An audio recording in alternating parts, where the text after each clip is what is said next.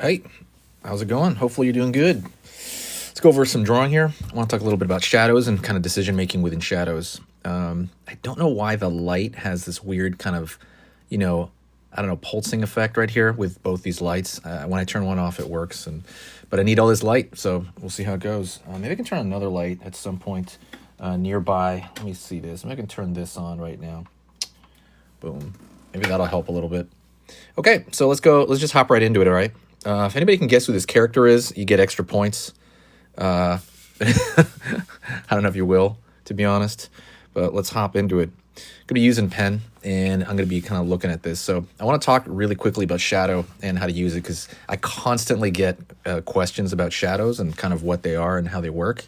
So I kind of wanted to figure out like easier ways to explain it, and maybe like different ways of explaining shadow. And I don't mean Shadow the Hedgehog, Shadow is cool. The Hedgehog is cool, but also Shadow in drawings is incredibly cool as well. So let's look at his arm, right? And I'm going to talk about this, light is coming from above, almost always. You got the sun, you got artificial light, which is stuck to the ceiling, and that is always going to come downward, right? Pretty much just boom, boom, boom, boom. So here's something that no one talks about. If it's coming from the sun, it's almost always going to not splay out. The light is almost going to be kind of coming from like a very straight direction. It's almost always going to splay out when it's coming from an artificial source.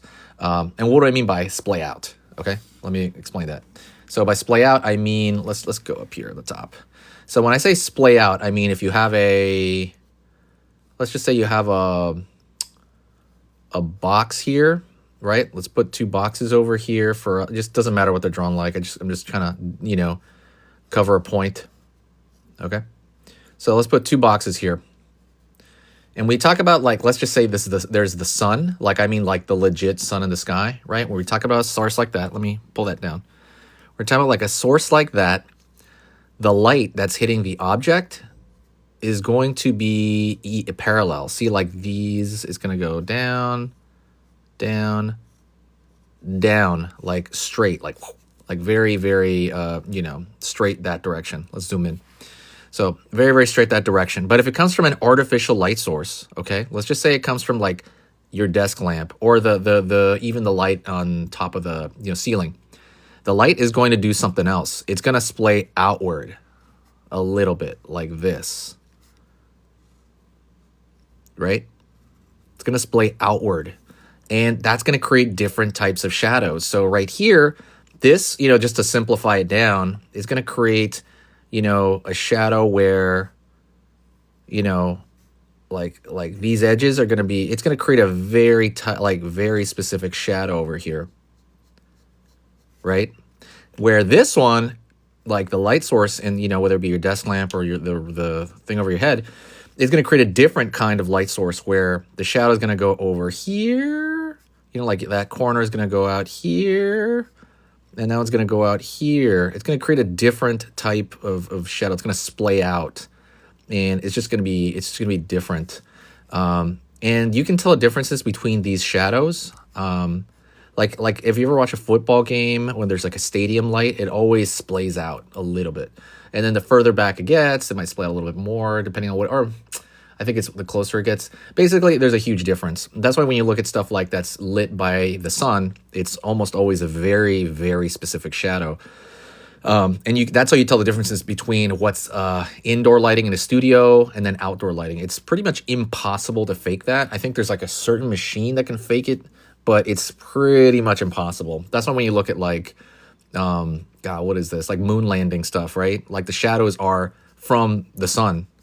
You know what I'm saying? Like it's like it has that tight shadow. That's why it's not studio light for the most part. It's crazy. But when you start seeing this stuff everywhere, artists have like, if you ever watch Corridor Crew or something like that, they'll talk about this as well. They'll talk about stuff that, you can tell from a visual standpoint as an artist, things that nobody can. It's wild, So anyways, let's bring it over here now.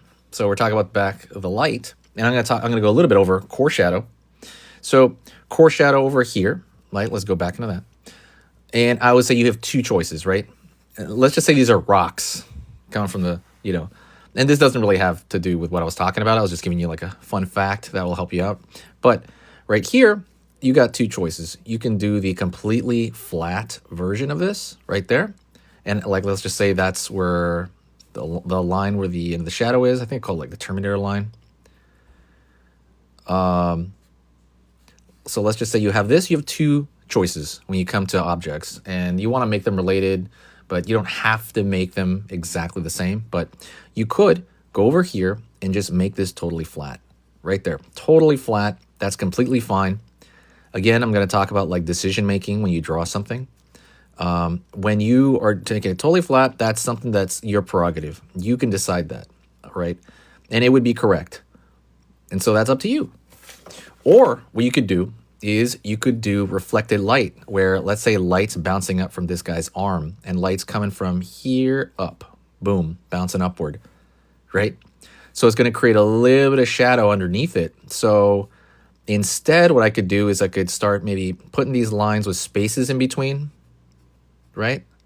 To show that there's some light touching them. Put some spaces between those lines right there. Let's zoom in a little bit more. Let me zoom in. There we go. Is that so far? Let me zoom in a little bit more. Okay, there you go. That's better. So right here, no light underneath. And then right here, there's some light.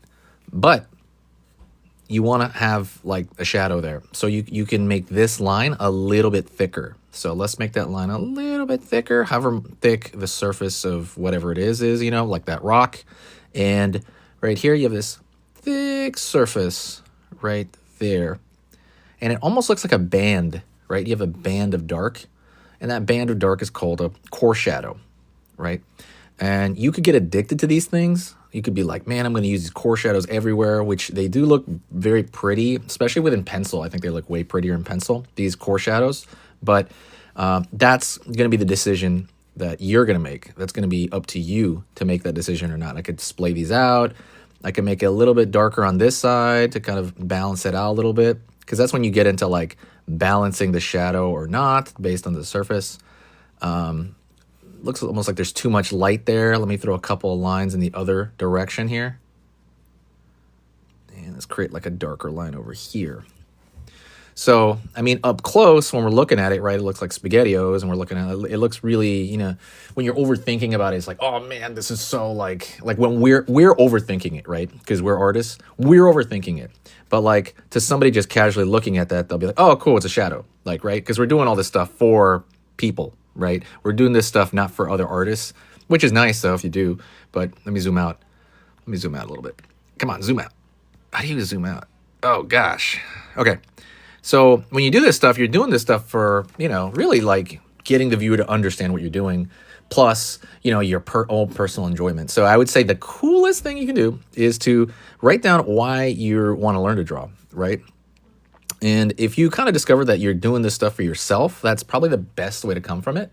But don't be like, you know, mad. Don't be like, oh no, like you don't like it, blah, blah, blah, blah. You know, like don't be like that. It's fine. You know, it's meant to, you're meant to show this to other people, especially other artists can help you, but I wouldn't hide it away. I've met artists who are, what do you call it? They'll make art, but they never show it to anybody. And I find that very odd, you know, because the purpose was for yourself, but to also show it in general to kind of get some feedback. So that's it. That's a lesson for today. I just needed to go live today a little bit because I didn't go live today. So see you tomorrow. If you have any feedback, let me know. Don't forget, pick up the sketchbook. I basically put a sketchbook full of sketches that I did, stuff I've never posted anywhere.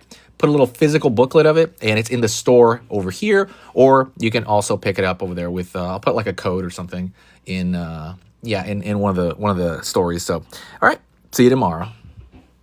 Mwah!